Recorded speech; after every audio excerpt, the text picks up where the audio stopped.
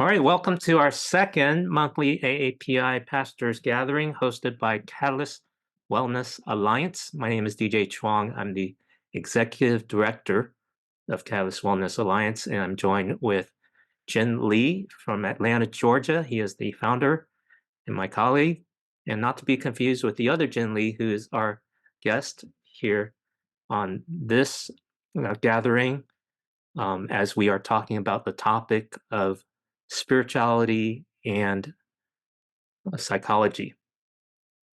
Our vision is to empower AAPI thriving, especially in mental health, and CWA, Catalyst Wellness Alliance, is building and hosting a national community for pastors, counselors, academics, nonprofits, and denominations to share resources, learnings, and opportunities for partnership and collaboration, because we can do so much more to help many more people as we desire to care and help people experience hope and healing.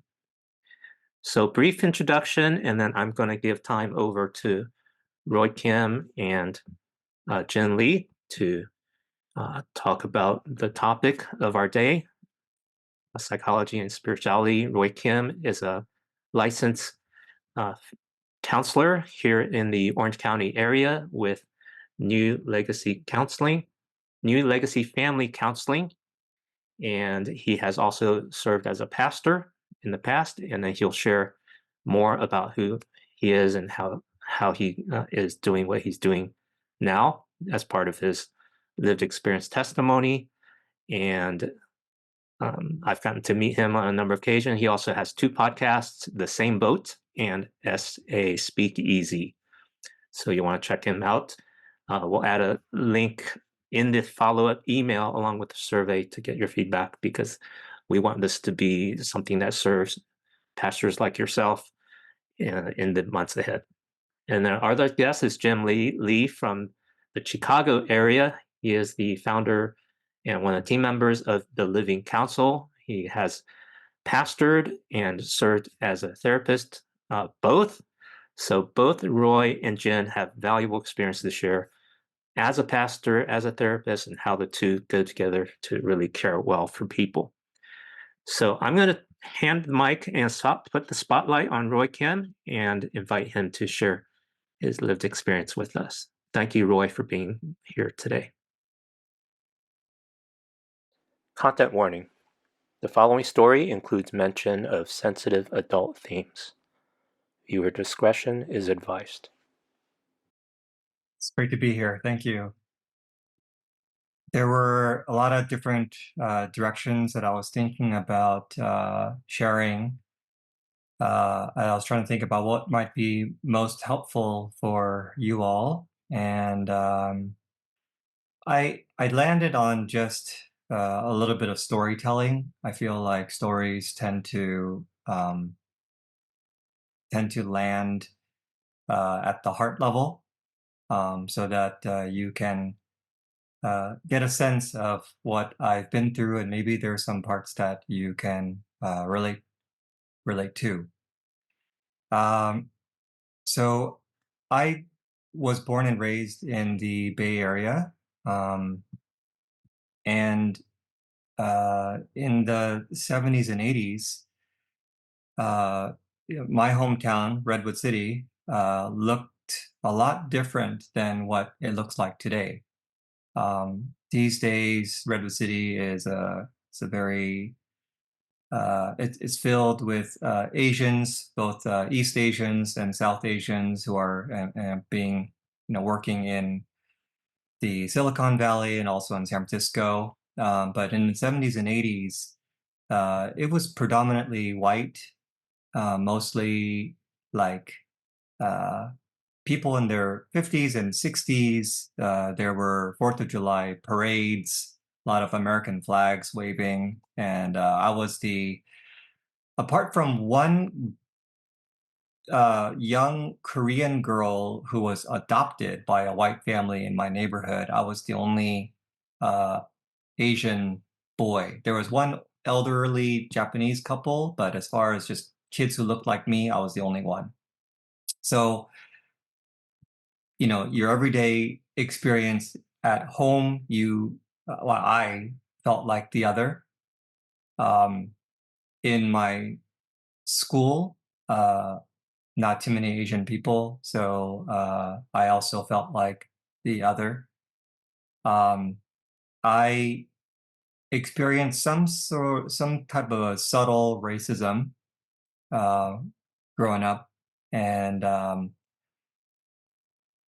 that didn't feel very good. Obviously, maybe some of you can understand what that feels like when you were growing up, and I think I dealt with it by in a couple of ways. I dealt with it by either trying to please white people so that they wouldn't antagonize me, agreeing with them, kind of taking their lead, following their lead. There was a lot of self-hatred that I experienced, self-hatred about my last name, because people, white friends were saying, how come your last name is a girl's name, Kim? Um, my food at lunch was weird and stinky to them. And so I wanted my mom to make me the kind of stuff that they ate, sandwiches, um, meatloaf, things like that, lasagna. I didn't want rice. I didn't want kimchi. I didn't want that kind of stuff. I generally tried to be invisible as much as I could. And then once I kind of got older and old enough to, have sexual feelings, like romantic feelings, I of course would like um, the white girls because that's all that there were at school, and that's all that was represented on TV. So when I'm the other in different locations, and uh, you don't have a very good self-esteem, and if any sort of attempts to um, kind of procure romantic interest back towards me as I express it either verbally or just I have it internally towards other people and it's not reciprocated, it just feeds that machine of self-hatred. So from an early age, probably fifth grade, roughly fifth grade, sixth grade or so, I got very good at fantasizing. I got very good at make believe. I had my GI Joes, I had my Transformers, but on a more sexual note, I would fantasize.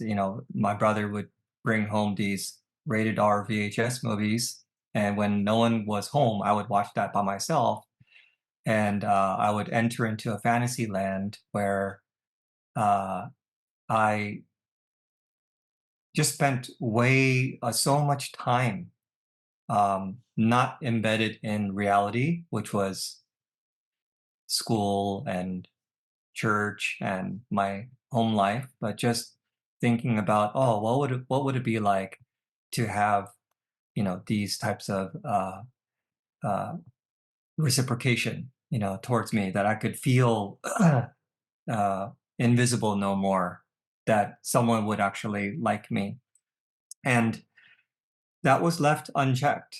I know that when I started going to youth group and stuff, they at the time they had a big push towards no rap music, um, stop the cussing, no smoking, and uh, no sexual thoughts.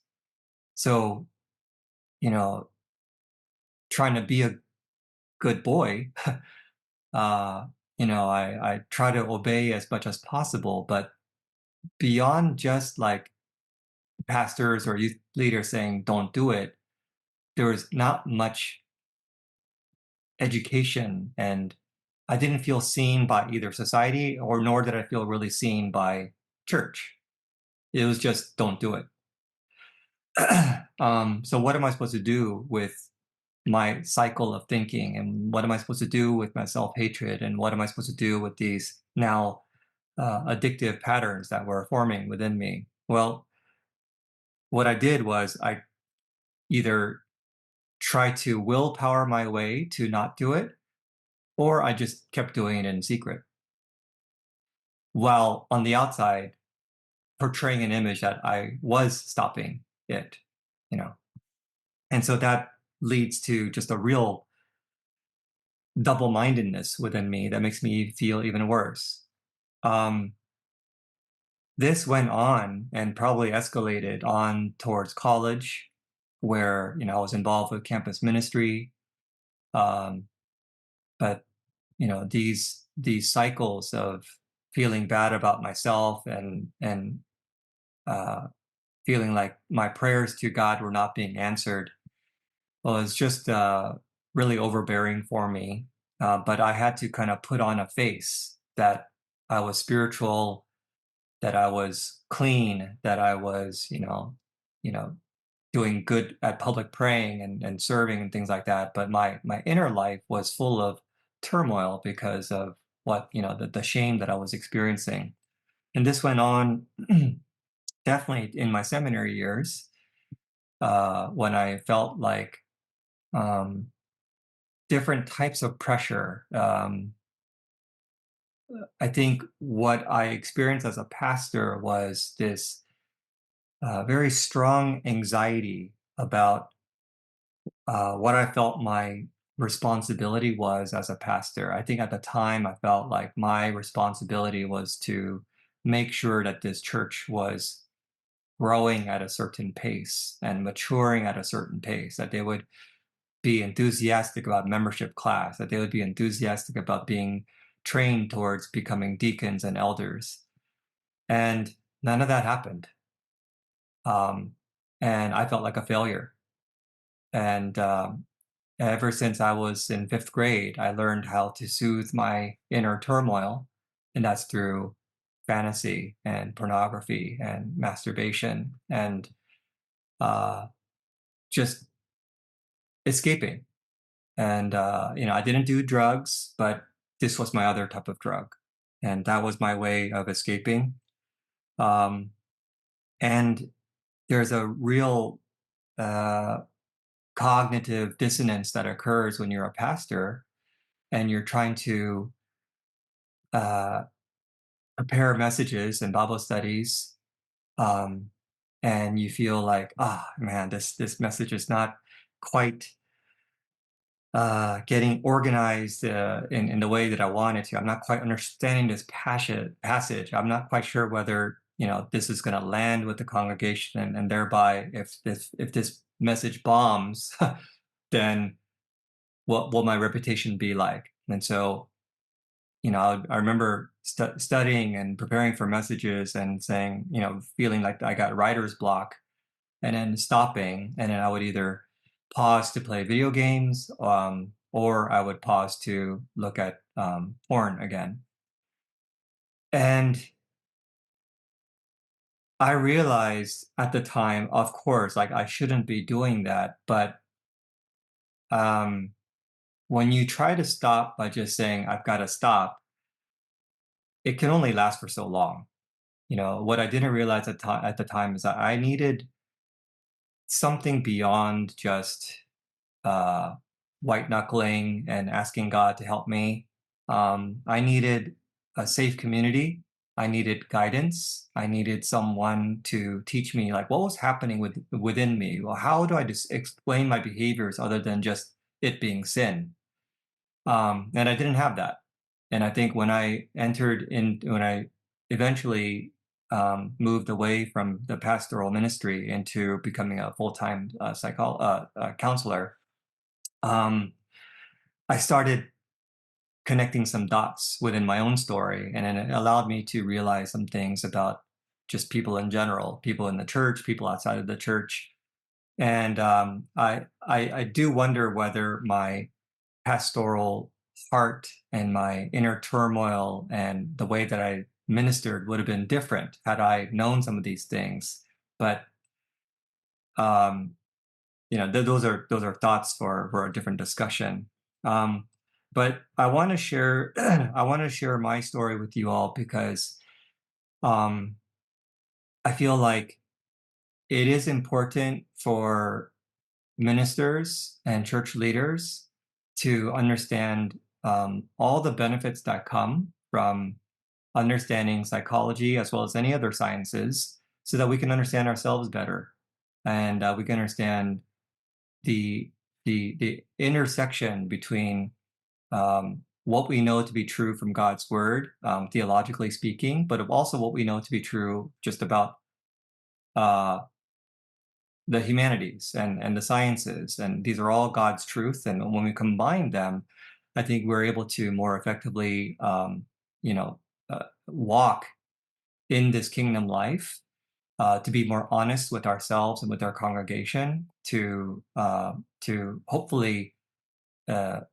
brainstorm and collaborate more, so that we can have a bit more uh, fruit and authenticity and safety, within our church community. So I'll share a bit more later on, and maybe in the panel time. But I just wanted to start with that discussion, or start with that. Uh, uh, uh, just sharing a little bit about my story, so you know a little bit about where I'm coming from. And thanks for being here, and hope that we can have a great discussion today.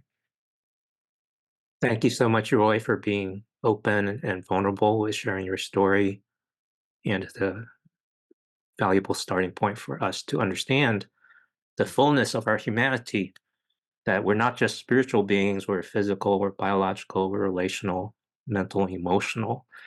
And for the time we have, we're just scratching the surface of two very big topics. I mean, both of you have spent, well, probably at least 3 years in theology, at least 3, 4, 5 years in psychology training. And Jen, from Chicago, I know you've got even more degrees, so you've been studying a lot more, but you look so young. So I don't know how early you started, but so glad you could join us for this time for us to just get us oriented, because most of our attenders here are pastors and we're trained in theology and Bible study, but not many other humanities unless they happen to have some other studies in undergrad. So let me start with Jen. Please take a few minutes to share about how your experience as a pastor prompted you or provoked you to also study psychology. That's such an unusual twist to the plot. Yeah, it really came as a curveball. Since I was a little kid, I wanted to be a pastor, and that's all I knew. And so I went to a Bible college, and then it was the last semester before I went to seminary, and I just had a room for an elective, and decided to take a class in counseling because I thought, well, pastors do a lot of counseling. I should maybe check that out. And towards end of that semester, it was the professor who taught that class who pulled me aside and said, Jen, I know you're going to seminary and everything, but I really think you should look into counseling. And she like really spoke powerfully about why I should become a psychologist instead of a pastor. And up until that point, no one has really, I mean, physically shook me to, speak into me that powerfully, and I really enjoyed taking that class with her. And so, it I didn't know what to make of that because I appreciated it, but then in my mind, I have this calling to be a pastor. Long story short, it created a lot of turmoil, and so I decided to decline her suggestion to go to grad school to be a psychologist. I kept on with my MDiv program, and while I was there, it just kept eating away, eating away. And then I learned that our school had a master's in counseling program as well. Initially, instead of doing the whole degree, I just thought again. I thought I used my electives for my MDiv for counseling, and then I loved it. And so, for me, it came from that professor, and couldn't decide which one I was supposed to be because I strongly felt that my calling was to be a pastor. But finishing, both the counseling and the MDiv, since then I've been kind of living in both worlds. And so in some ways, I still, it's a tough question. Am I a pastor? Am I a counselor? But I've really enjoyed counseling because it allowed me to serve the people in the community beyond, the congregation. And that's always been exciting. And I really felt like being out in the community and counseling all different types of people and situations really shaped the way I pastor, and my pastoral role, I think, shaped my posture as a counselor, even though, in many cases, I'm not talking about faith and spirituality. I think my posture remained as a pastor, even in the counseling context. So I've really enjoyed being in both worlds. Thank you. And Roy, how about yourself? How did you make the move from pastoring to psychology? Certainly, it was part of your own healing journey, but how did you discern that you had the gifts or the skills for being a counselor that could help others?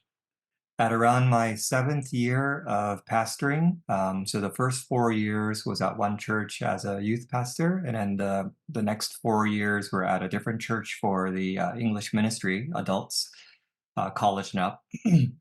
So around my 7th year, this was at the English ministry, I started to realize I was my tank was starting to blink yellow. I was almost at empty, and I started to question, um, why do I feel this way, and how long have I been feeling this way?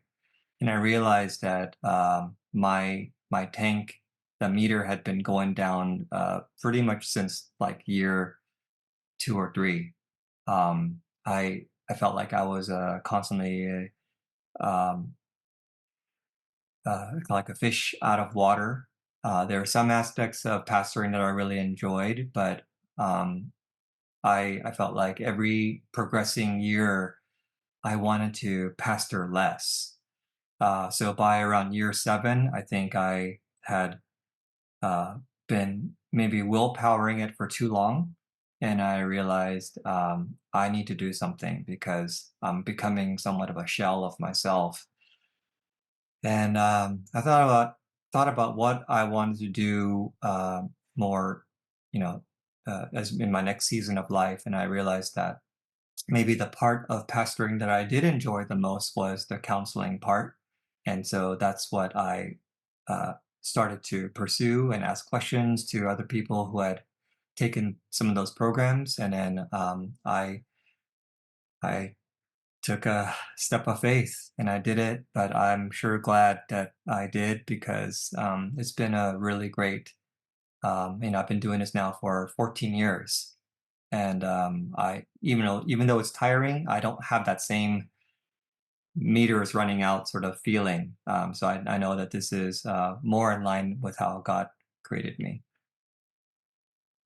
Great, thank you. Well, let's take a step towards understanding how does our theology and spirituality go together with one's um, healing process in therapy and vice versa. Because as I've started engaging in this work as a mental health advocate, and while I have theology training and background, I don't have psychology background. And when I talk to mental health professionals, sometimes they're hesitant to incorporate faith into that conversation, talk therapy, and practices. And at the same time, pastors are hesitant to approach psychology and therapy also. But both of you have found value in both. So, how do you bring the two together? Jen first. Oh, I was going to say Roy can go first. It was okay. So for me,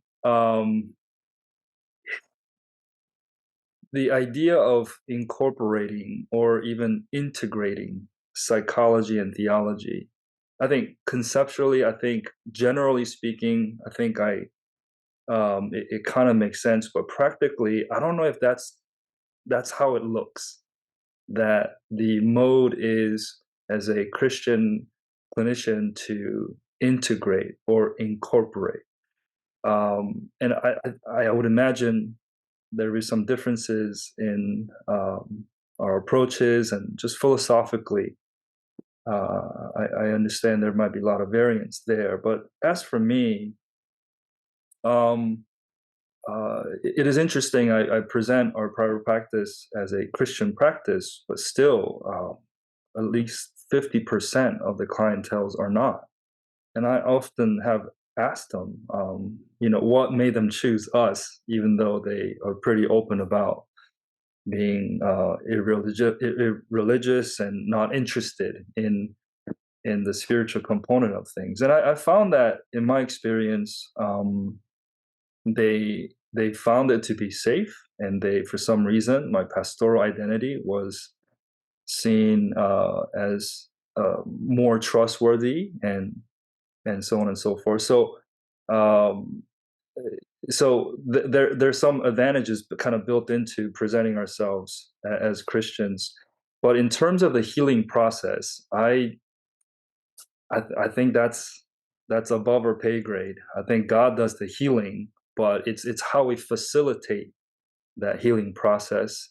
And so in the church, I think there's a bit more freedom to speak a little bit more directly, and not that I'm telling them what to do, but we can talk about these things within our theological framework just a bit more freely.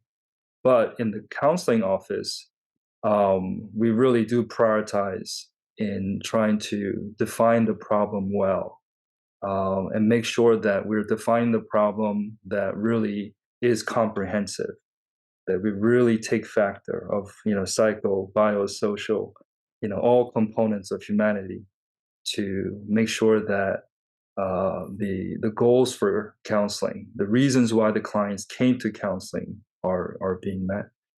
So yeah, and so I describe really counseling as an art. So I don't think there is a standard, here's a Christian way of integrating psychology and theology, and this is how it works, this is how it looks.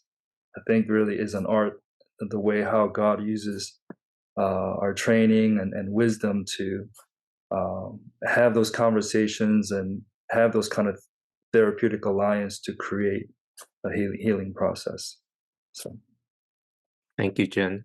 And to just give perspective, Christians and psychologists are not in agreement on exactly how those two things come together. There's actually a wide range of perspectives, and we're getting two samples here today. And in our future monthly gatherings, we will unpack some of these other perspectives as well. And it's a framework that's in process, because these are all theoretical and we're learning as we go. Roy, would you like to weigh in? Sure. It is a challenging question. And I was thinking about like several ways of answering this, but I'll talk about one of them that I've seen has been most prevalent in my work.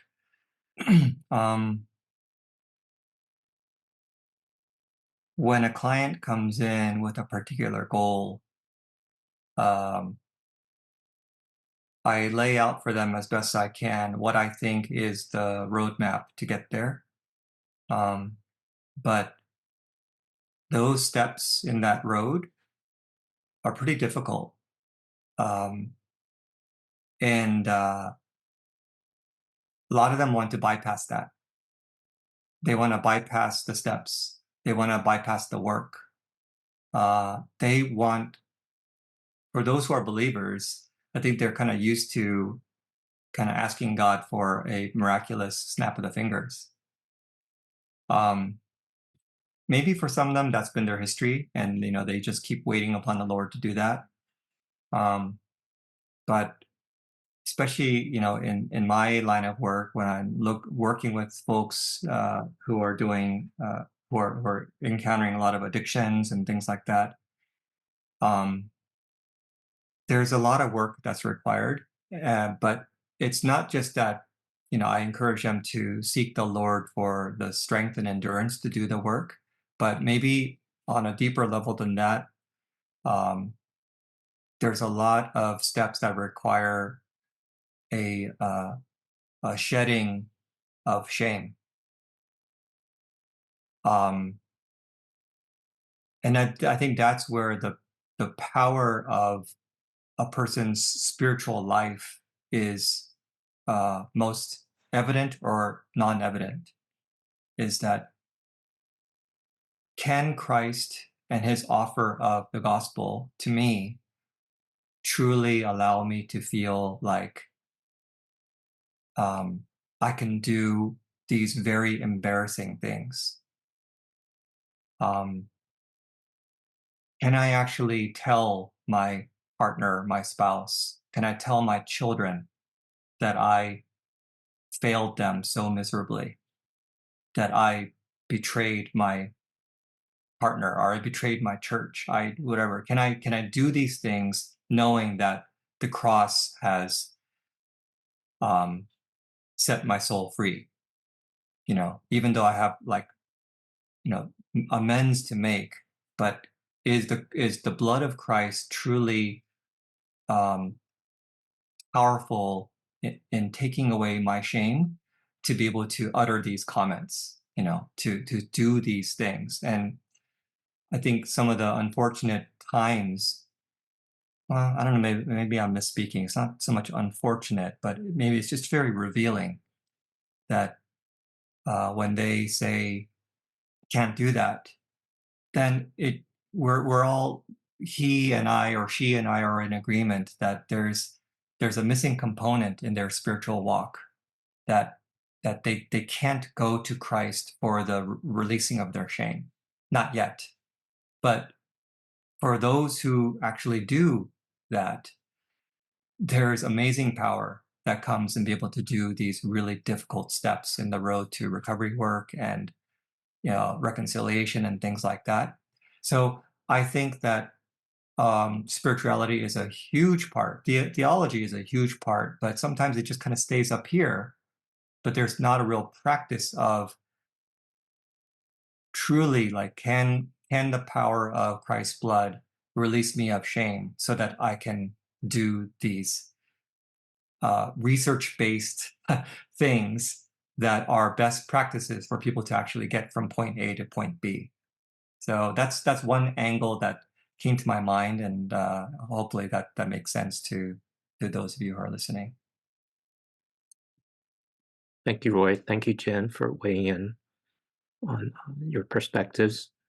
And again, we're just scratching the surface, and I would like to open it up for question and answer from our audience who are here live during our gathering. And while we're waiting for those questions to come in, we did have a few come in before during the registration. So as we transition to the open Q&A time, let me set up the question this way. So how would you respond to this statistics? 48% of evangelical fundamentalist or born-again Christians believe that prayer and Bible study alone can overcome serious mental illness. Now, some pastors and theologians have responded by developing a thing called biblical counseling or nouthetic counseling. What are your perspectives on that approach? And when should a pastor encourage a parishioner to seek out that kind of a counselor instead of a licensed psychologist? Who would like to take that? I don't know whether I'm informed enough about nouthetic counseling to speak with any sort of authority. But what I've heard about it sounds similar to what I did when I was a pastor. Really trying to go into the scripture and maybe have them meditate on it and then try to obey it. Again, that could be a very misinformed way of what nouthetic counseling is, but that is how I did it. And when you have a power dynamic of a pastor and a congregant, what I've experienced, especially in the Asian church, is that they don't want to let you down. And so they will say, okay, yeah, that's a good idea. And then they'll kind of walk away from that. Because what if they were to push back? You know, like the honor shame might be too strong. So they don't want to kind of rock the boat, I guess. So I think maybe the most natural way for them to respond to a pastor saying these things is, okay, yes, good, it's good. But I do wonder if I'm telling these people you need to pray more, or prayer is maybe the way. I do wonder what kind of guilt and anxiety I'm inadvertently producing in them, because I'm indirectly saying to them, your prayers are not enough. Like it's not strong enough. You need to maybe go to morning prayer, to make it more earnest. You need to fast more to make it more earnest, that God would hear you. So I think as we try to do something theologically based, we end up producing extra behavior that's actually not theologically based. So it's tricky. I don't know if there's one right way to do this, but I think doubling down on just prayer alone sounds a bit imbalanced to me, and I feel like there needs to be extra conversations to have to make this feel a bit more rooted in reality. Thank you, Roy. Yeah, really well said, Roy. Yeah, it kind of goes back to what I was saying earlier about how we define the problem. Bible and prayer alone can overcome mental illness. In that phrase, I think it assumes that um, like mental illness or mental health is like this separate thing. I think it might be helpful to really understand humanity and how they're not so separate. And so I have seen Christians who they are praying, they are relying on the Lord, but they have a legitimate clinical need that has to be addressed. I've seen non-Christians who are doing everything they can to improve their mental health, but as a counselor I can sense that, wow, like the missing piece, their disconnect from their relationship with God.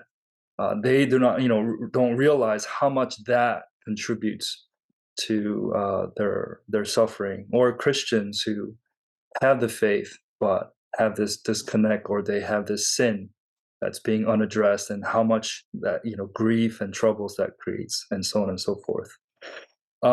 So I think maybe an example might be helpful to that perspective for those who believe that praying and Bible should be alone. It's not a wrong statement, right? God is the creator, and he can heal us all. However, some of the examples where I've really felt limited as a pastor, as a Christian, in the therapeutic context are like trauma patients, and just seeing how severe trauma impacts the brain, and how just sometimes just the normal talk therapy just doesn't quite get to the point of help that they really need, and how we need trauma specific tools to help them function again, or to bring down severe symptoms of anxiety and panic attacks and things of that nature. So I think there are specific needs and situations like trauma that will remind us that we have needs at all spectrum, like spiritual, emotional, physical. And so I think for statements like that, giving them those kind of examples will help them to kind of enlarge the various needs that we have. Thank you, Jen. Well, everyone, we do have time for your questions and your comments. So You can unmute your mic or raise your hand, and we'll call upon you to weigh in. Yes, Diane, please go ahead. So, my question is, as a person who has done the work and is continuing to do the work of healing, um, if you know, you know, right? Now you have eyes to recognize within our own communities, especially Asian American communities, um, just how far they are from even considering. And I come from, a church trauma background, and when I go back to my fellow, church friends who have absolutely no concept of what they've gone through, um, where to even begin? Where to be even begin? I mean, even for myself, it took so long to even recognize that it was trauma, that it was this and that. Um, and to a culture, I'm speaking to the choir here, that is so has such shame and stigma and ignorance and lack of education, where to even begin? So, any tips from a professional perspective as well as a pastoral? Roy, did you want to go? Because the obvious answer is, brothers, sisters, you need to be in therapy. But that's not an easy, on ramp. So, any advice? I remember when I was in seminary, I took a counseling class, and one of the exercises that we did in class was doing a life map. And in the life map, for those of you who don't know what that is you kind of chart out the big events in your life, both good and bad. And it could there's different ways of doing that life map, but the way that we did it was it's almost like a timeline. And then if it felt like a positive event in your life, there might be a bump, and depending on how positive it was, might be a huge bump. But if it was something more traumatic and disturbing, it can go lower, like a valley, and maybe a really deep valley. And just kind of charting out what year was that, or how old you were, and what, in brief words, what that event was, and just kind of be able to see what that looked like over time until the current day.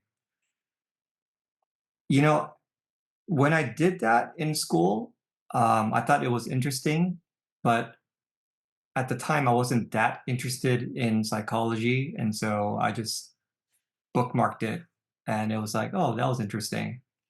But when I look back on that exercise, I realized, wow, I really could have spent a lot more time on that to understand what I went through and why I respond in certain ways, why certain things trigger me. So I just shared that exercise as just one of many out there, that you don't necessarily need to do this in the company of a therapist, although that could be great too. But if you have a safe space, maybe peers, maybe a small group or whatever, and you could just kind of create this holding environment for each other. You're not trying to fix the person, but just kind of saying, this is what I went through, and this is maybe what has been formative for me, and just be able to appreciate what that person's bringing to the table. Um, and if that can be in conjunction with someone going to therapy and to process those things with a professional, I think that would be fantastic. Definitely a great starting point for someone to think about not just one traumatic experience, but what does the traumatic experience that they're identifying, what does that look like in the context of other things going on in your life? And is this one of 15 traumatic experiences, or was this the one off out of 15 really great experiences? We'll never know until we actually pause and think about that. Yeah, wow. So I guess for those who are not aware, I guess becoming aware is your first step. And second thing is to understand. This may sound like a silly question, but like, what about the experience really bothers them the most? Because what is the nature of the trauma? Is it the sheer disappointments of the church leadership? Is it disappointed in God himself. And so I think being able to identify what really is creating the trauma, I think identifying that, I think is a really good point. And I think it's a necessary. Is the recommendation to kind of go into counselor mode, asking questions like, "Are you happy where you are? Are you really growing? Are you thriving? What do you think that might be?" I, I- Um, yeah, I think what's unique about the counseling space is that it feels neutral. It's a safe, neutral place to ask all kinds of questions and I think I think that's a unique advantage a counseling office has versus trying to have that conversation in the church. That is a very big question. So, Diane, thank you for bringing it to the table, and I'm glad you feel safe enough here. Jen and Roy, thank you so much for blessing us with your presence. You've made a valuable contribution to our space in Asian American faith and mental health. So thank you so much. I'm going to hand the mic over to the other Jen Lee in his car in Atlanta to close out our time together. Thank you for having us. And this is the better Jin Lee. I got some degrees to go to get to where you're at, buddy. But thank you, DJ. Thank you, Roy. Thank you, Jen, and everybody to come. I wear three hats. I'm a pastor, nonprofit, but I'm a parent. And as you know, as a parent, the desire of our heart is for our kids to flourish. And when I look at our Heavenly Father looking down upon us, the area that's not flourishing well in the Asian American is the mental health. And it's an urgent call. And that's really by divine appointment how me and DJ, West Coast to East Coast, met at DC, sharing our hearts and realizing the landscape is very siloed. Everybody's doing the great work, like Roy is doing great, Jen is doing great, and many of you guys are doing great work, but we're just not coming together, address the mental health together. And so we started this Catalyst Wellness Alliance for the sole purpose is the enemy and the work of mental health is too large. We can't do it alone. We need to build an ecosystem, and the first area that we need to minister is to our pastors. And that's how it really came about, this gathering. And so we would love for you guys to partner in this because it's not just me and DJs or this organization work. It's really the family of God work because we got a long uphill battle ahead of us, and we need the body to come together on this area to address it together. And so would you first of all consider just keeping us in mind in this prayer of movement that God would just make it flourish. Second is if you want to collaborate in any way, DJ and our website is available to give us inputs, how we can do it better. There's some insights, ideas. You want to give your talents toward this and your time, would be welcome. And the last but not least, in any nonprofit, any startup venue, the funds is the gas and fuel to make it go beyond our generation. I want this to be better so that my kids can have a better outlet and hope when they're in that stage, right? And so, funding is that mechanism. If you know someone in your church that's been praying about something, a cause that they want to, and if you guys want to connect it to us, we'd be glad to just share. But keep those in prayer, and thank you so much. We'll share with your friends, your other pastors about this that we're doing on a monthly basis. I think we've landed on the last Thursday at this time as the best time. We're open to other inputs from you if it's a better time, but right now, when we did our first one, we did on Sunday evening thinking that pastors would come, but they didn't come as well. But today was a double the attendance. So we look forward to just continuing this rhythm. We're committed to this because of pastors, and we understand that. Thank you again, everyone. DJ, thank you again for hosting so well, and God bless all that you guys are doing.